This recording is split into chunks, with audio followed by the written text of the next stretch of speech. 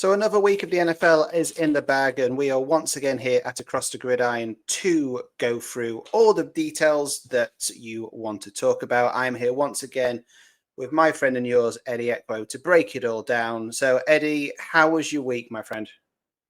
It got better. my week certainly got better.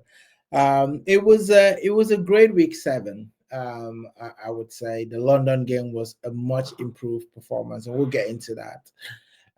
But of course, rounding up with the Cowboys dominant victory, so we're going back to the Super Bowl. But before we get into that, I do appreciate everyone who's joined in. So hit that subscribe button as well, and let us, join in the conversation. Put some comments in as well. Let you know whether you disagree with all the things that we're going to say. We're probably going to say a few things today. So yeah, let's get into it. Absolutely. Yeah, absolutely. There's a lot to discuss. We've got one happy Cowboys fan, we've got one very depressed Dolphins fan, and yeah, there's gonna be lots of stuff to talk about. So look, what we've done the last couple of weeks is we've often talked. We've started by talking about the London game because obviously you've been in attendance for both of those, but I'm gonna be kind to you today, Eddie. I think I'm gonna let you dive straight into Cowboys corner. And let you wax lyrical about the performance because once again, the Cowboys offense showed up again. Right, we've talked about this before. You are a team with only one side of a football field, right? You only have an offense and you don't have a defense. And this week, the offense paid up as a big divisional game in a pretty convincing 44-22 victory over the Washington Commanders. So, Eddie, I'm sure when you got back from a very wet London on Sunday afternoon, you were able to sit down with a cup of tea and enjoy this game. I'm assuming. I did sit down. I don't know if I enjoyed the game until it was kind of pretty sure that the outcome was secured. But I mean, the Cowboys pulled out their greatest hits, in this game. We saw CD. CD was immense. He's been away for like 2-3 weeks, and he looked like he didn't miss a beat. Just slotted into. And listen, if there are teams that are wondering if you've got two good receivers, how do you actually play them? This was the perfect example. This is what you do. CD Lamb. You play CD Lamb, you get him his touches. Josh Pickens, you get him his touches as well. You trust him. Dak Prescott, every time Josh Pickens was one-on-one, he was like, I'm sending the ball there. I don't care if there's a defender like grabbing him or on top of him. I know that Josh Pickens will do the business. And Josh Pickens did not disappoint. He was making the plays. And it just goes to show, what this team is capable of doing if they can just have a defense. The running game was great as well. Javonte Williams, he was running like a madman, breaking tackles, breaking people's ankles. He was like running like a man possessed. And yes, I know he's only here for a year, plus Josh Pickens. But sometimes, you need to just have the right mix, in the team. And it would be a real big shame if the Cowboys waste this opportunity, because I haven't seen the Cowboys offense play this well in a very long time. I'm even looking back to the likes when we had Des Bryant, when we had Jason Witten, Cole Beasley in the slot. I'm even thinking about, when we had Amari Cooper and Amari Cooper was there and things were going off. This Cowboy offense, even when Ezekiel Elliott in 2016 was in his prime, and Ezekiel Elliott was that guy, right? He was that running back. But the way that even that time, it felt like Ezekiel Elliott was the main thing. It was like if he didn't go off, the Cowboys couldn't be functional, right? But it doesn't feel like, you look at the wide receivers, Josh Pickens, you look at CD Lamb, you look at Javonte Williams, it feels like they're equally carrying the Cowboys offense. It's not just tilted to one player. So if you're thinking, I'm going to do a job on CD Lamb, well, there's Josh Pickens. And if you think I'm going to do a job on Josh Pickens, then you get Ferguson, Jake Ferguson catching a few balls, and all of that. He might not catch the big yards because he's not a running guy, but he will catch those, those catches that will get you the third down, will get you the first down and things like that. And Dak Prescott, how I feel about Dak Prescott. I mean, I think that, he's probably one of the underrated quarterbacks that we is actually in the league. And I know people might think, okay, you're a Cowboy fan, of course you will say that. But I mean, this is a player that this is not the first time he's played like this, right? And I don't know what other quarterback, and you can look at, Patrick Mahomes, you can look at Lamar Jackson, you can look at, all the different quarterbacks that are up there that people would say that they are in front of Dak Prescott. Dak Prescott is capable of having games like this where he's like 3 touchdowns, 4 touchdowns. In his last couple of games, he's had a minimum of 3 touchdowns in his last 4 games. No interceptions, right? So, and you see him, in the game controlling the line of scrimmage, right? He's not phased. People are coming at him. He's just taking his time. He knows where he wants to get the ball to, and his accuracy is ridiculous. So, but the defense is the problem. The defense is, what is going to be the Achilles heel for the Cowboys. And they played better this game, but I don't think that the Washington Commanders were given an opportunity for the defense to really do some work. And if you allow the Cowboys to score 2 touchdowns ahead, that's it. It's done, right? Because I think that's when the defense plays a little bit better, when they don't need to have a stop. Like when it's like, I don't have to stop this team, but I can, right? And the team is getting a little bit desperate. So, no, it was a good game. That played well. Cowboys look like they're going to cause problems to people if their defense can hold up. Yeah, it's a big if. But, I think I think everything he said is correct, and I'm pleased you picked up on Javonte Williams. I thought, look, he had the second most productive game for the Eagles, right? So in the second time he's rushed over 100 yards, and the other game was against the Jets, which is pretty much a freebie.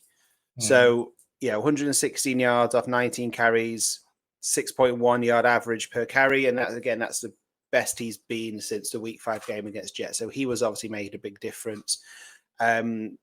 CD Lamb and George Pickens are just playing consistent, right? George Pickens, as you said, 4 receptions, didn't get a touchdown, but CD Lamb was there, 5 receptions, 110 yards, touchdown. Yeah, the offense is singing, right? But the problem is they need to play lights out every week, and that's not possible. That's the problem. And I think that you're looking at a Cowboys team which is probably, I think it's probably going to end up with a winning record. The fact you've got that one tie is going to throw this a lot. But you could well end up with a winning record. You could well be in the mix for a wild card place come the end of the year. But that defense, if that defense could tighten up, right, you'd be in such a better position. Which we're not going to talk about Jerry Jones. We're not going to talk about the Micah Parsons trade. We're not going to do that because the day is only so short. And Cowboys corner would turn into a Cowboys cul-de-sac if we actually started talking about that. But it was a great day. We'll probably touch about sort of early MVP candidates, I think, in another episode, which I think that might be a good idea. Write that one down, Eddie. I know top of your list would be Dak Prescott because he is playing brilliantly. The pressure is all on him to lead this team and lead his offense to actually get to win games. But look, as the old adage is, and we've talked about before, is that offense wins games, defense wins championships, and that is where the Cowboys are going to fall short this season. The Commanders aren't the team they were last season. To let up 22 points is probably on the high high barrier, I think. But to score 44, to be as effective as the Cowboys are at the moment it's great. It's fun to watch for a neutral. I hate saying this to you because it makes me sound like I'm praising the Cowboys, and I don't like doing that. But as a neutral, it's fun to watch because when you watch a Cowboys game, you're going to have a high scoring match. Yeah. Right. So for the neutrals, I mean, they are America's team, and everyone hates that term if you're not a Cowboys fan. But Cowboys are a good watch at the moment because they're high scoring games. But I imagine for a Cowboys fan, it can be quite painful at sometimes because oh God, if we don't score here, it's going to come straight back. Yeah. But as I said, it's a great game. You're second place. Is there anything else you want to touch on the Cowboys before we're allowed to exit the corner? No, the only thing I can say is that Jerry Jones, please stay out of the way. Don't stir up any controversy because I know you're itching to stir something up.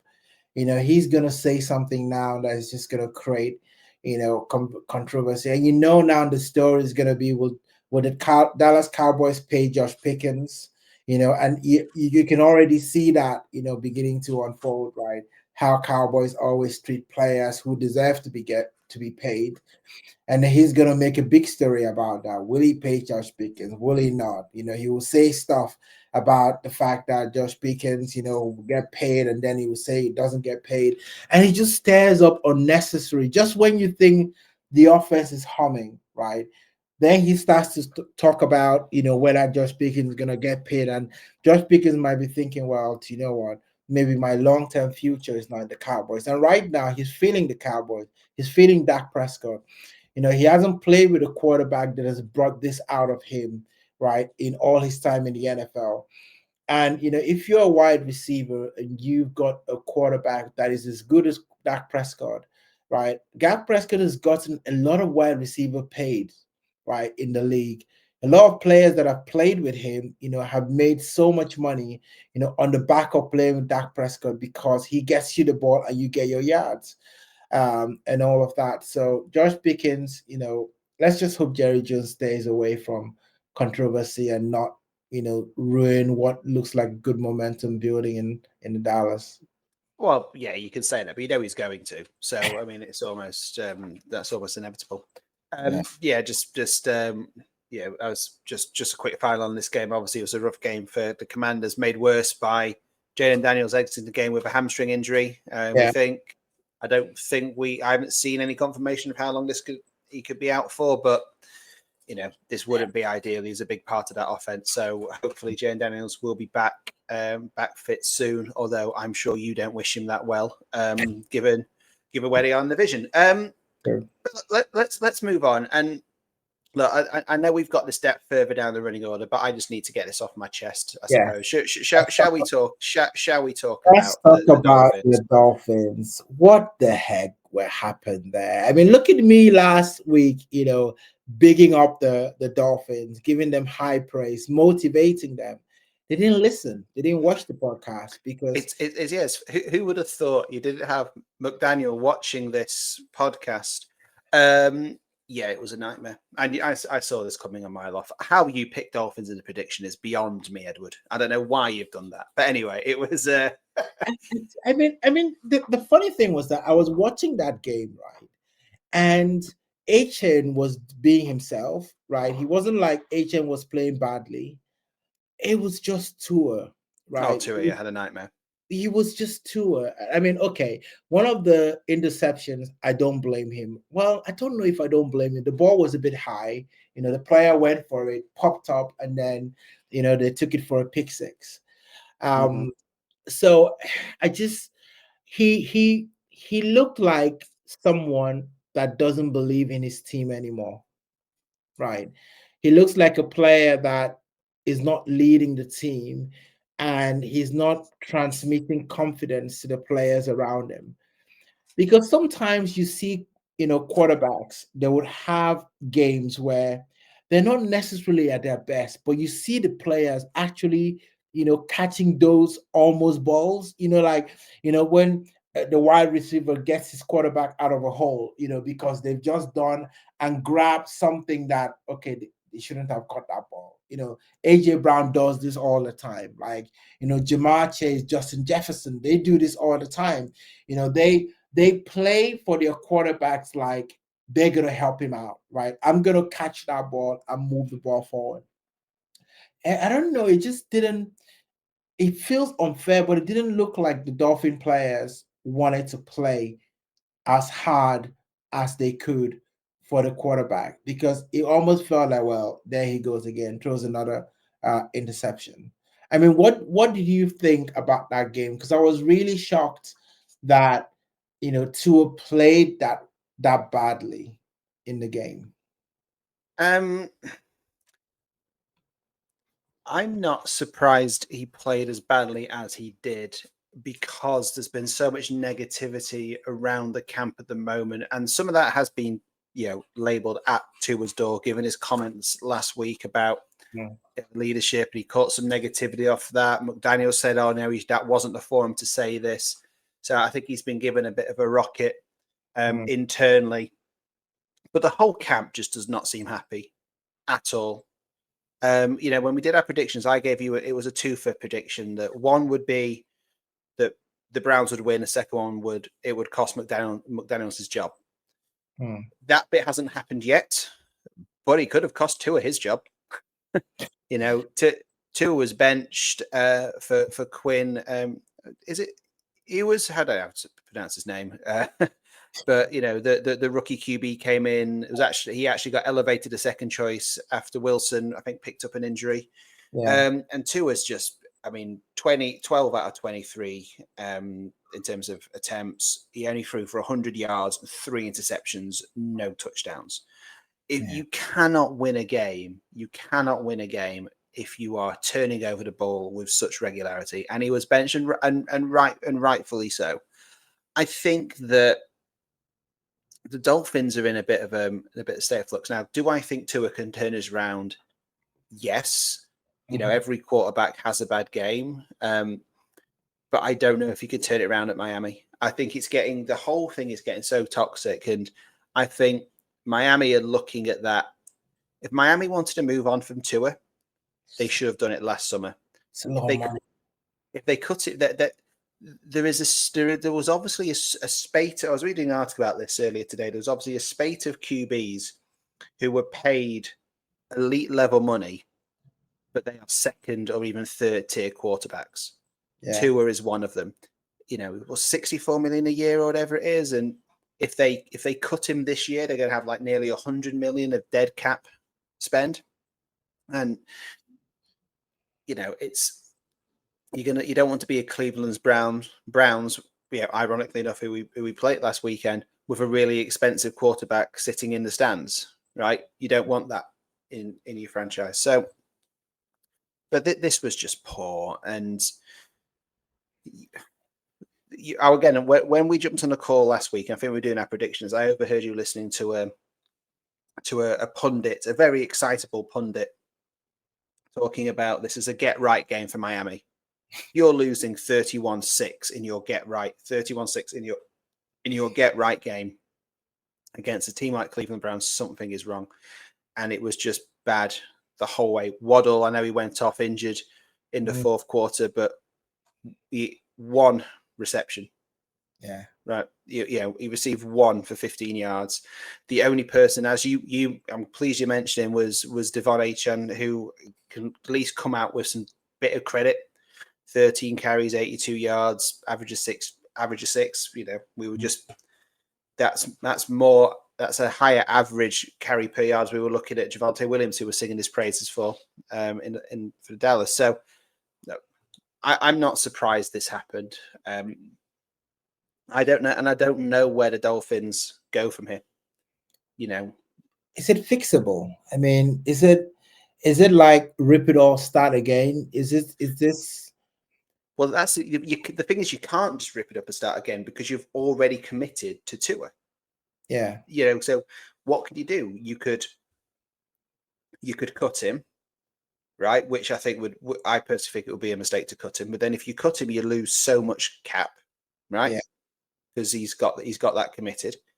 You could trade for him, but tell me which team in the league is going to want to pay Tua's money to be a backup QB or even a starting QB at the moment.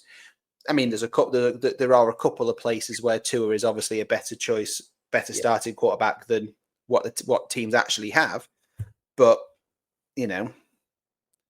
it's you could do what the Browns did with Joe Flacco, right? You could send him to the Jets because the Jets do need a quarterback. Yeah, I mean, I'm trying to think of a good tagline that we can call this episode and put it on YouTube for the thumbnail. But no, you've got to think, and we always talk about this a lot in a lot of sports, right? Especially in our football.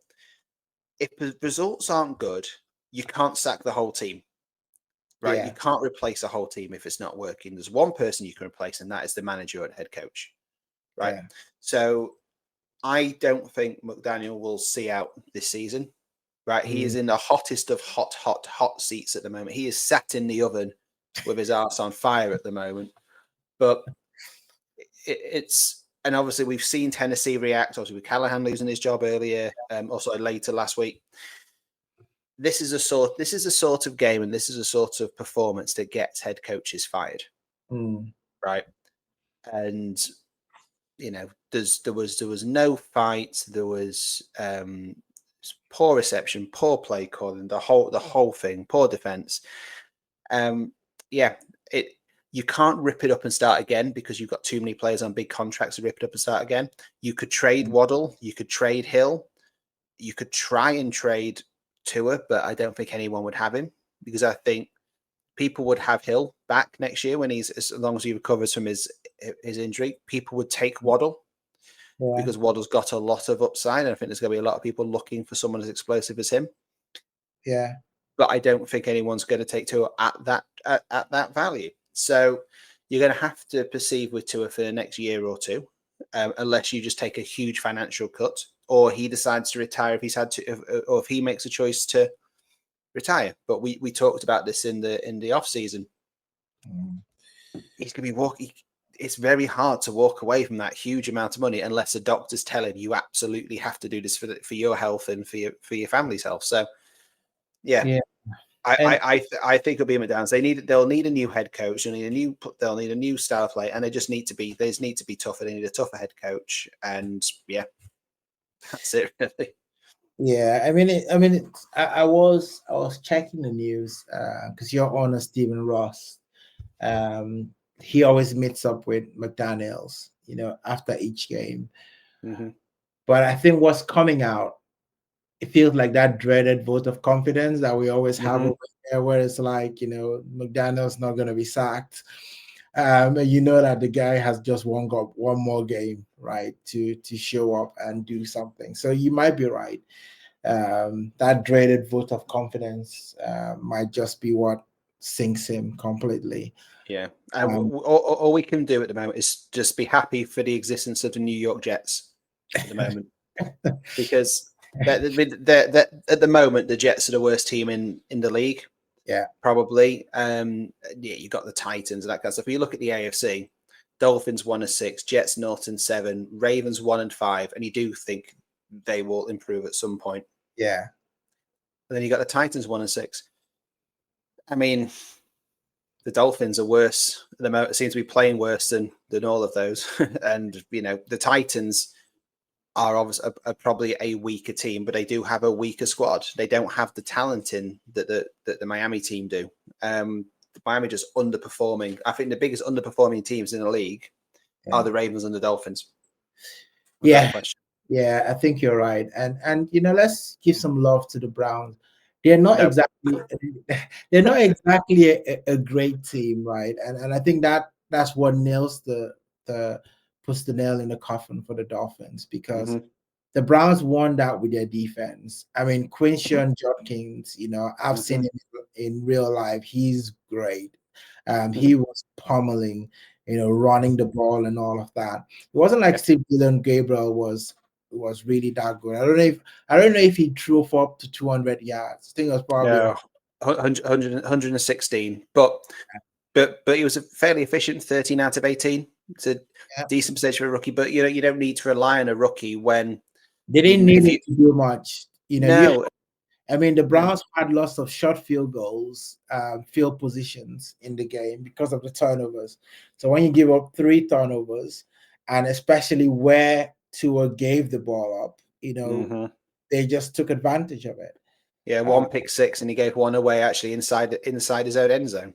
So it's like, well, and what we've seen in the last 3 weeks is how easy the Dolphins are to run at.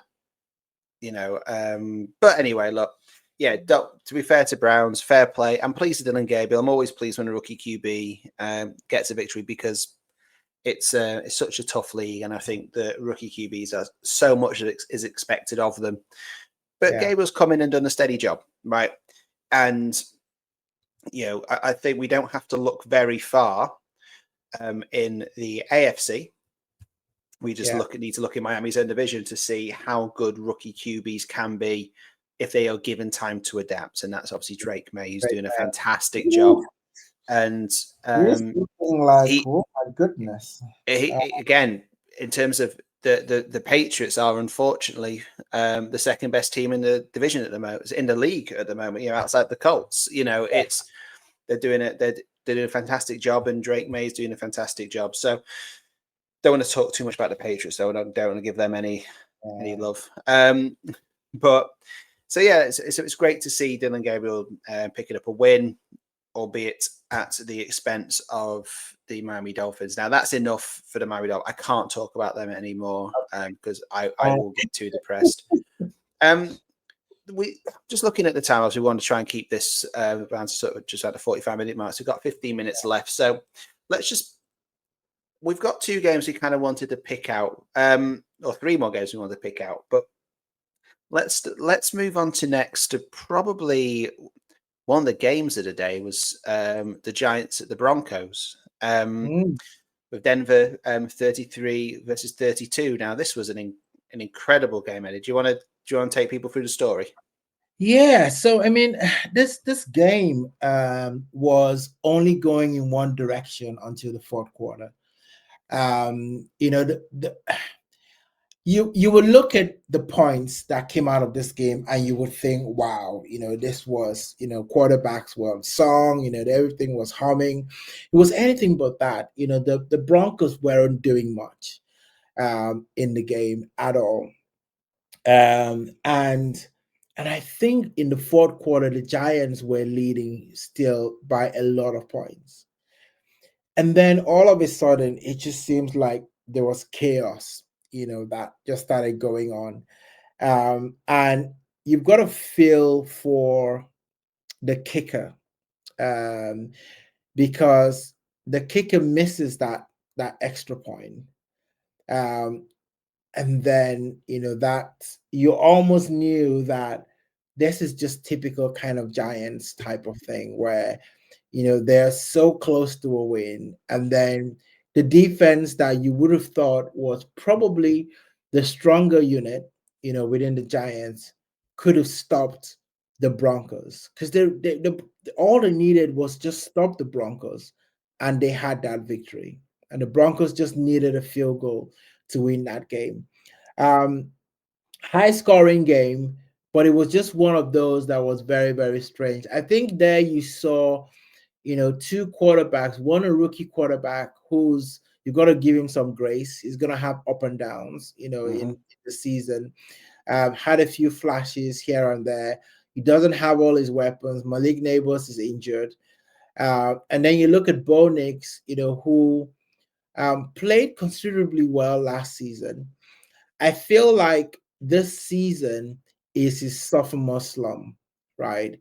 Where they're probably trying to get him to do a lot more than he did in the first season because he's running less this season than he did last season. And maybe that's where they're trying to kind of say, well, you're a quarterback. You can't just be taking off all the time. You need to almost kind of go through, the curve of being a good quarterback, going through your progressions, making throws and stuff like that. And he still doesn't look very comfortable in terms of that. Both defenses, looked a little bit average in this game. But this is the NFL, right? The differences between winning and losing sometimes is just a couple of seconds, right? A few seconds you're thinking you're heading for the victory, and then guess what? Your kicker, someone doesn't do what they're supposed to do, and now you're heading back home and thinking, what the heck is going on? I mean, in the third quarter, there was a big deficit, in the Broncos, because I was looking at this guy. I thought, you know what? This game is done, right? Jaxson Dart threw for 4 touchdowns. But when you throw that interception, right, it really matters when you throw the interception, because you throw the interception in the first half, in the first quarter, okay, that was bad, but you've got a lot of time to like recover. But when you throw that interception towards the end of the game, it just sinks everybody, right? It deflates everybody, and you're thinking to yourself, right, now you don't have the time, right, to actually go out and do something. And to lose a game by 1 point is just the worst way to it's lose shocking. a game now. Yeah, I mean, it is. This will be tough for the Giants to take, but this could be a springboard for Denver, right? So we've talked a lot about this season about the Bucs and Baker Mayfield, how he's been great at taking a team losing in the fourth quarter, driving them to victory. And I think this could really be something that Jaxson Dart looks back. Jaxson Dart, sorry, Bo Nix looks back on with some pride, because if you look at his general sort of stats, fairly. I mean, he got a lot of yards, just 279 yards, which is only 4 yards short of what Jaxson Dart got in that game. But 27 successful passes out of 50. Right, that's nearly 50%, and that is pretty poor. But at the same time, threw for 2 touchdowns, and he rushed for 2 touchdowns. So I mean, if you mentioned some of the scoring, and I was just looking at this as you say, and I think the actual scoring is even more remarkable, right? So the Giants went into the fourth quarter 19 zip up, right? Yeah. So 19-0, right? Denver got their first touchdown with 14 left on the clock, 2-point conversion. 19-8. New York responded with a touchdown. But then so they responded with a touchdown at 1 point, so it was 26-8. 26-8 in the fourth quarter, early in the fourth quarter. It was so that's 10 minutes. Yeah, exactly. 10 minutes left in the fourth quarter. With 5 minutes to go, Nick scrambles for a 7-yard touchdown to make it 26-14, right? Yeah. From that, in that 5 minutes, they hit 3 consecutive touchdowns, which is a rare thing in the NFL. But then with 37 seconds left, New York thought they had won it, right? And they got that touchdown. Yes, they missed the extra point. It's so back and forth, but the fact that a team can drive, be down by such a margin, and then drive your team forward 3 consecutive touchdowns to sort of take the lead, and then to get that last minute field goal, that is something that the Denver have to take the positive from. They have to use that as a springboard in their season. They're 5-2, right? So they're doing okay, right? And 5-2 sounds a hell of a lot better than 4-3. It does, especially right? In a division with AFC West, right? So absolutely. If they could have been 4, if they had lost that and they'd been 4-3, you would have had the Broncos, the Chargers, and the Chiefs all on 4-3. Yeah. They've won that game. They're still top of the AFC West. So I think that could be a really good springboard for them. And fair play to Bo Nix. He hasn't. I agree. Him and Jaden Daniels, they haven't had the second season that a lot of fans would have hoped for. It's a bit too early to say whether it's his sophomore slump, but they certainly haven't progressed or kicked on to the same level that people would have thought. But still, after 7 games, they'll be top of the division, having lost 2, won every single home game. They've now won 4 on the bounce. You know, Denver in a good position with room for improvement. Yeah, guess who's going to Denver next? It couldn't be the Dallas Cowboys, could it, Eddie? It is the Dallas Cowboys. Yeah, shock horror. They've not met an offense like ours yet. So this is going to be interesting. But we're going to leave that for another video because we're going to talk about that. But I think, there is something to be said about your defense giving out 25 points in the fourth quarter. Mm-hmm. It's the worst time for your defense to turn around and be that incompetent, right? Mm-hmm. 25 points, and that's what people score in a whole game. To Mm-hmm. give that up in one quarter is just, it's bad. It is. So yeah, I've got to say, I think the Giants brought it on themselves. Mm-hmm. In terms of, and there was a chance, right? Because of the way the season has gone, they won that game. They would have still been in it because in the NFC East, it's up for the grabs right now. It absolutely is. Absolutely is. Okay, well, I think we probably got time to maybe just talk about one more game, and we'll talk about the London game. But before we dive into that, let's just run through some of the other scores and some of the games we haven't had a chance to touch on. So yeah, just to run through some of the scores, the Bengals had a bit of a surprise victory over the Steelers, winning 33-31. When I read through these scores, Ed, if there's a quick thing you want to mention on anything, just feel free to jump in on any of these. Yeah. Your beloved Philadelphia Eagles broke their sort of losing slump. With a surprising, for us anyways, we both picked the Vikings. The surprising 28-22 victory over the Vikings. We've mentioned Drake May and how great he's been for a Patriots team on a roll, and they steamrolled a pretty hapless Tennessee Titans. They won that one 31-13. Carolina Panthers continue to look good when they're playing really poor teams. And they beat the New York Jets 13-6. I think the biggest thing for that was Justin Fields was benched during that game. So is he going to start next week, or is that just Fields done? Who knows? Just quickly on that, what your thoughts on that? I don't know where the coach can go, right? There isn't much that he can do. I think he would have had like a real conversation, with the Jets, and he would have said, "Hey, this is going to probably be bad before it becomes good," right? Mm-hmm. And hopefully that is what would just be keeping the Jets a little bit focused, because they've got a defense, but they just need some competency in offense. And, Aaron Glenn could say, well, he's a defensive minded coach. So that part of his direct influence is doing okay.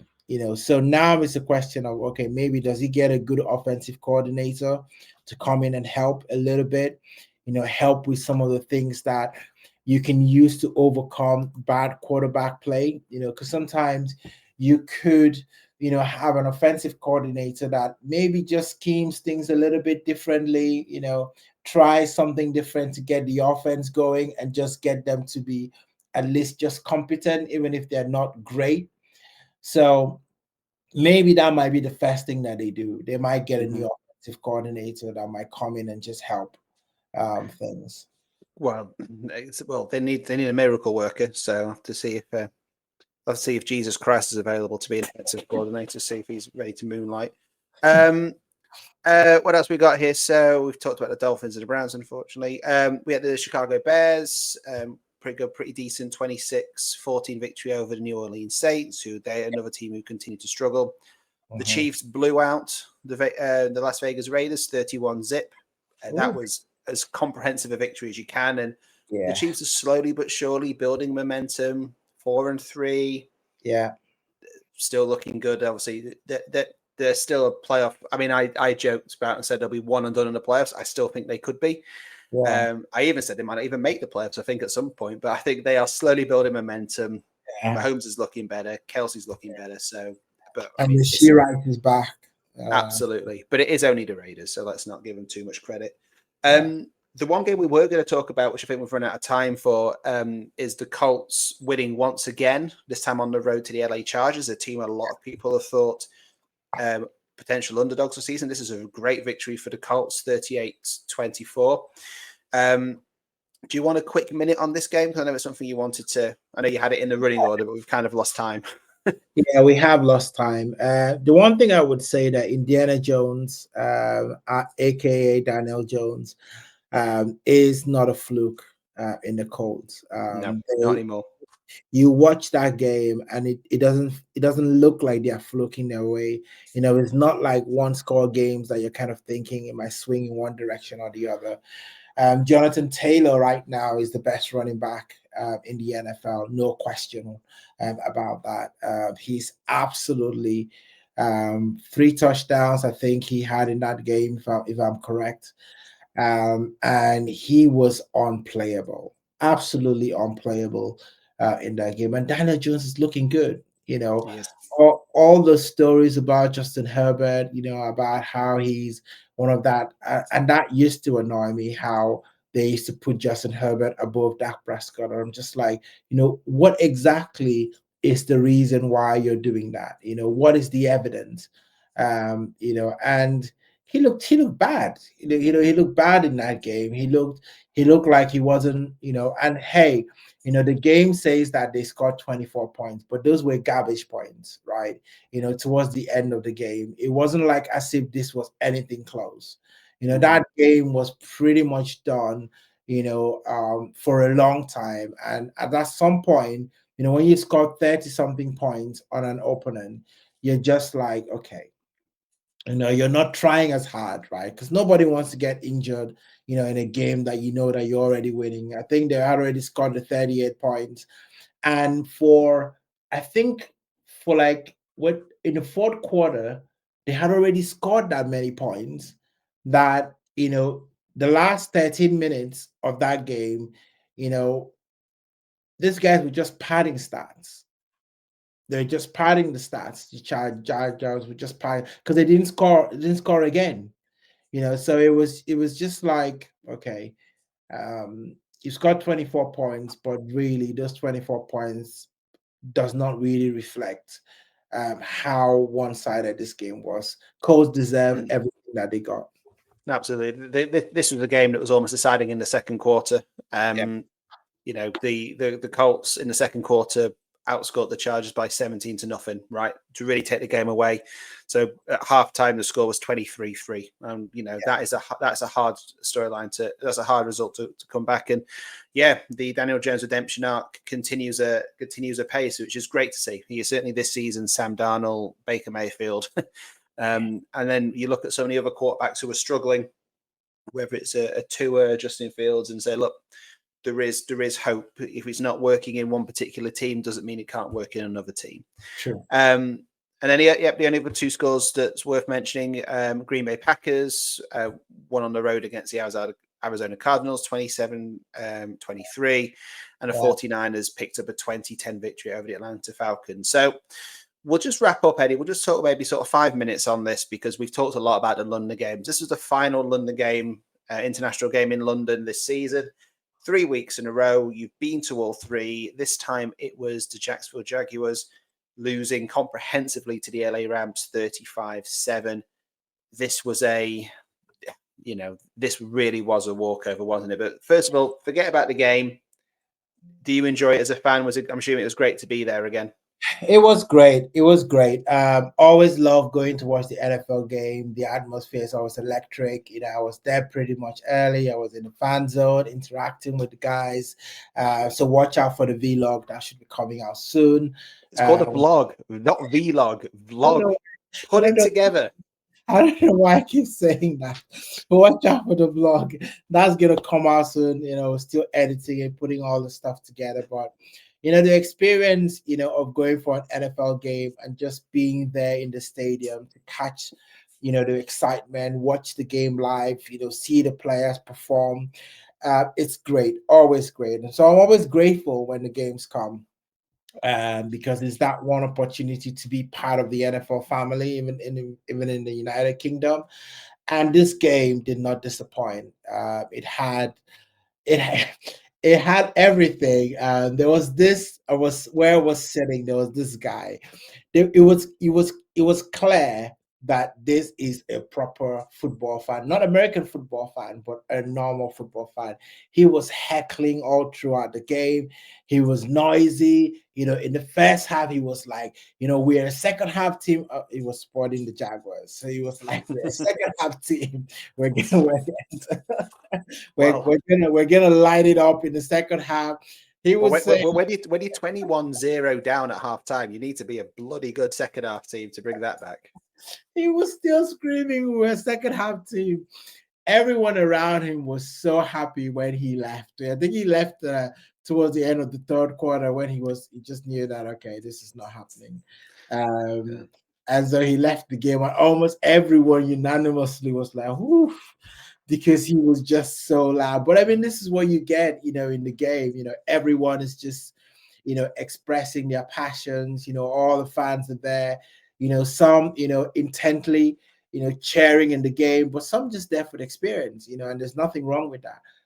So I absolutely enjoyed it. It was a rainy day. It was a rainy day in Wembley. So it was a horrible weekend, wasn't it? It was a wet one. But no, I enjoyed it. Excellent. Well, I mean, these international games are always great. Hopefully next season I'll be able to join you down in the big smoke. But yeah, look, I mean, let's look at the game itself. Now, if I didn't tell you the score, yeah, I told you that one team had more passing yards, more rushing yards, and more yards per play, you would think that team is likely to win. yeah. If I also told you that team who had more yards lost 35-7. Sometimes the stats lie. They do. I mean, obviously, I wasn't able to watch this. I was taking my daughter to her first netball match in Barnsley, so I had a bit of travel, so I wasn't able to watch this. But if I was to come back and look at that stat, I mean, the biggest thing that you look at this is the penalty yardage that the Jags gave up. They gave up 119 yards versus 45 for the LA Rams. But tell me, Eddie, obviously you were there, you lived it, you saw it. Why was this such a massive scoreline for the Rams? Again, the Jags didn't even turn it over. I mean, if you look at Trevor Lawrence's stats, 23 successful passes out of 48, 219 yards, 1 touchdown. Was this purely down to the quarterback play? I mean, Stafford 21 out of 33, but 182 yards, so considerably less, 100 yards less thrown than Lawrence, but 5 touchdowns. So yes. where do you put this down to? Why was this such a blowout? I think Stafford was just efficient. And it was the first play of the game. Devontae Adams went out and grabbed, this pass, towards the sideline. And that was when you're kind of thinking, okay, I can kind of see a pattern emerging a little bit in this game. The Rams were very efficient, and of course their defense, came to play. But it was a case of they will let the Jaguars do all the running, then the Jaguars will have to punt, and then within 4 or 5 plays, the Rams will be in the end zone, and then they'll score. And it was like that. It wasn't like the Rams, I mean, we're doing like long play drives, 12, 11, 13 play drives to get to the end zone. They were just efficient. They were getting to the end zone very quickly. And when they got there, they scored, and they didn't need like 4 or 5, 3 attempts to try and get it in. As soon as they got anywhere near the 20-yard line, they were getting in and scoring. So it was clearly a game that the Rams, and here's an interesting story. So the Rams didn't arrive in London until Saturday morning. Really? I didn't know that. Now they didn't arrive till Saturday morning. So, and I tweeted when I saw that, I was saying that the Rams must know something that we don't know. This could be a blowout. And when I was tweeting that, half of me was thinking, well, it could be a blowout for the Jaguars because I mean, how do you, travel and arrive, on the Saturday, the day before the game? Because usually, most teams come in like on a Tuesday or something, and kind of build themselves, into the game. But when you come in on the Saturday, that is really, really ballsy. That's like confidence, like. Well, I And mean, just we've both done this. I mean, yeah, yeah, we've both been to America for work and for family holiday and stuff. It's the trip back this side of the Atlantic in terms of jet lag. That's the one that always hits you. yeah, Obviously for us, we don't fly in a private jet or anything like that, and we've also got two screaming kids and a generally a pissed off and bored wife, with us at the same time. So, but coming back over, this is when the jet lag really hits you compared to mhm, the other way. yeah, I cannot imagine flying back and playing elite level sport the next day. It takes me about a week to acclimatize to be back in the UK. But hey, it really worked for them, mate. The thing is with like sport and sports sites at the moment, obviously in football, more than any other sport, always looking for those marginal gains. So some bright spark in LA just must have said, this might be a good way for the players, you know, mental, physical, peak physical condition to yeah, just arrive almost as if it is like just another away game. yeah. That's probably just how they treated it.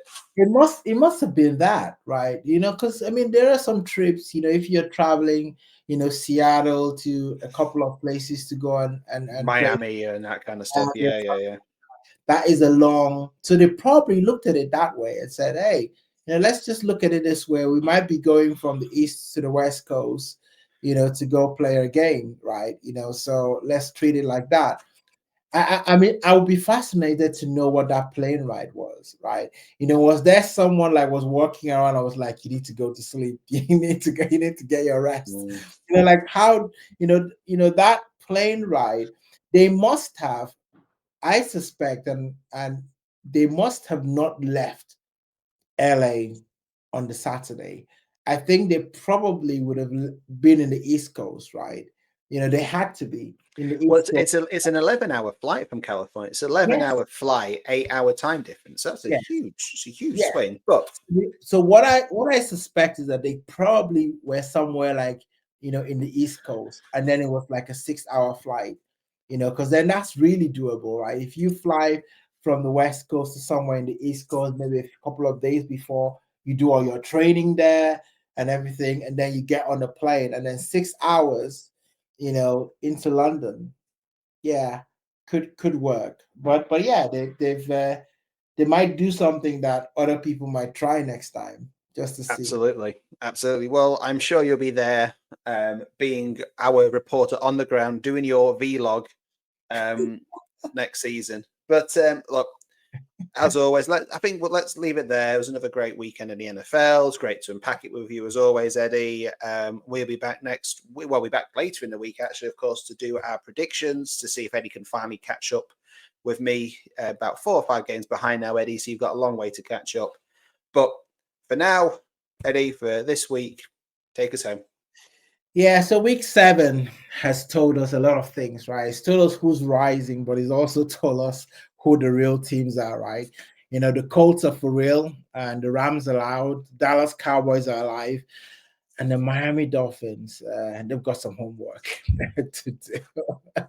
So week 8, I think we're going to bring our helmets to see. We might be able to, strike up for some teams. Ravens, might need some help. The Dolphins might need some help. The Jets, goodness me, they do need a lot of help. But if you're rocking with us, please hit that like and subscribe button as well. Hit the notification bar as well, just so you can get all our content when we upload them. And we'll see you in week 8. We should be great across the gridiron. I'm the bad guy. I'm the